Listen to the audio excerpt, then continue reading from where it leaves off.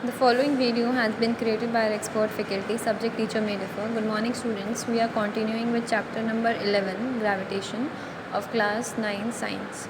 Previous video, students, we have discussed about force of gravitation and weight and mass, and how mass and weight were related to each other, और कैसे object का जो mass weight होता है वो अर्थ पर और मून पर वेरी करता है, और कैसे उसका जो फोर्स है वो भी वेरी करता है. क्यों वेरी करता है जो अर्थ का फोर्स होता है, और कैसे वेरी करता है जो मून का फोर्स होता है. क्योंकि जो अर्थ का मास है इनफैक्ट वो भी 6 टाइम्स होता है मून के मास से. ठीक है, ज़्यादा होता है मून के मास से. ये हमने क्लास में भी डिस्कस कर लिया था कल के. तो आज की वीडियो में भी हम नेक्स्ट टॉपिक डिस्कस करेंगे जो एक रह गया है, वो क्या है, फ्री फॉल. तो फ्री फॉल क्या होता है? द फ्रीली फॉलिंग बॉडी, एक जो ऊपर से कोई ऑब्जेक्ट गिर रहा है जिसमें सिर्फ फोर्स ऑफ ग्रेविटेशन लग रहा है, वो भी अर्थ का, और उसके अलावा कोई फोर्स नहीं लग रहा है, उसको हम क्या बोलते हैं? Freely falling body. और इस टाइप के फॉल को हम क्या बोलते हैं? Free fall.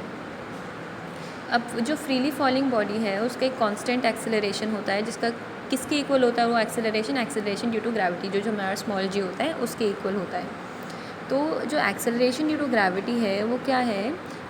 स्मॉल जी से हम रिप्रेजेंट करते हैं, और ये बेसिकली एक फोर्स ऑफ अट्रैक्शन है या ग्रेविटेशनल पुल है जिससे अर्थ ऑब्जेक्ट्स को अपनी तरफ खींचती है. जैसे न्यूटन का एक्सपेरिमेंट था, न्यूटन ने फर्स्ट टाइम जो ऑब्जर्व किया था कि जो एप्पल है वो अर्थ की तरफ गिरा है. तो क्यों गिरा था? Because of acceleration due to gravity. ठीक है, expression for the acceleration due to gravity क्या होगा? Force is equal to G M M upon R square. यहाँ पे m क्या है? मास ऑफ अर्थ, और r क्या है? रेडियस ऑफ अर्थ.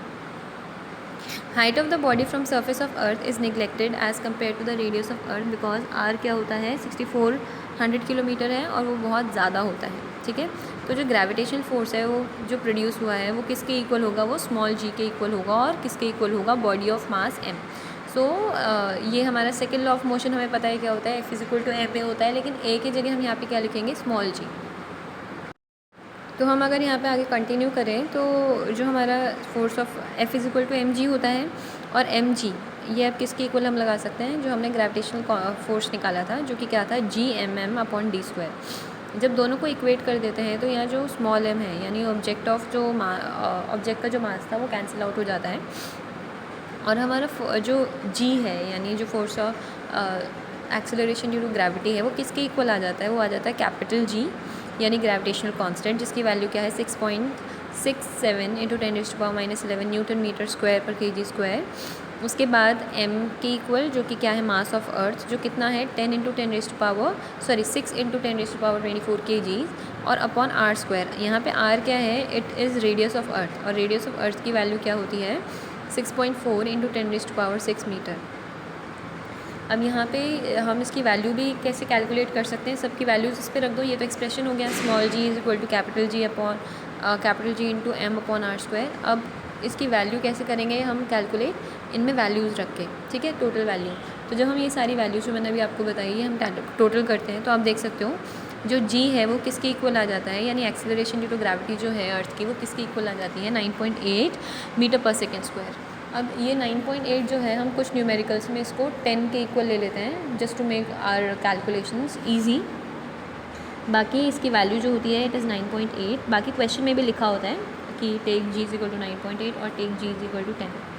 ठीक है, अब इसके under motion of object under the influence of gravitational force, तो क्या होता है?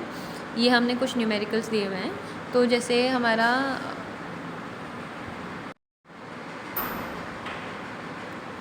जो हमारा g है वो किस सारी वैल्यू जितनी भी मोशंस की इक्वेशन थी, जो कि थी, फर्स्ट वन थी v is equal to U plus A T, second वाली थी s is equal to U T plus half A T square, और थर्ड वाली थी v square is equal to U square plus 2as. जहाँ पे भी a है, acceleration है, उसको हम किससे रिप्लेस कर देंगे? g से, जो कि क्या है? Acceleration due to gravity. अब इसका एक एग्जांपल दिया हुआ है, a car falls off a ledge and drops to the ground in 0.5 seconds. तो g क्या है? 10 मीटर पर सेकेंड स्क्वायर. तो टाइम दिया हुआ है यहाँ पे 0.5 सेकेंड, यानी हाफ सेकेंड. उसके बाद इनिशियल फॉल्स ऑफ अ लेज, तो स्टार्टिंग का इसकी इनिशियल वेलोसिटी वाज 0, और एक्सेलरेशन ड्यू टू ग्रेविटी हम 10, देखो दिया हुआ है यहाँ पे कि g is equal to 10 meter per second square. अभी हमने कैलकुलेट करा कि g is equal to 9.8 meter per second square, पर यहाँ पे क्या है? 10 meter per second square. Acceleration of car क्या है 10 मीटर पर सेकेंड स्क्वायर। तो अब हम इसकी स्पीड निकालेंगे तो v is equal to U plus A T. U तो 0 ही था, तो a की वैल्यू 10 थी और t की थी 0.5, तो आंसर आ जाता है इसका 5 मीटर पर सेकेंड। ऐसे ही मतलब कि सारे ही इक्वेशंस में हम क्या करेंगे, a की जगह हम पुट कर देंगे g की वैल्यू, स्मॉल g की वैल्यू, और उसको हम कैलकुलेट कर लेंगे।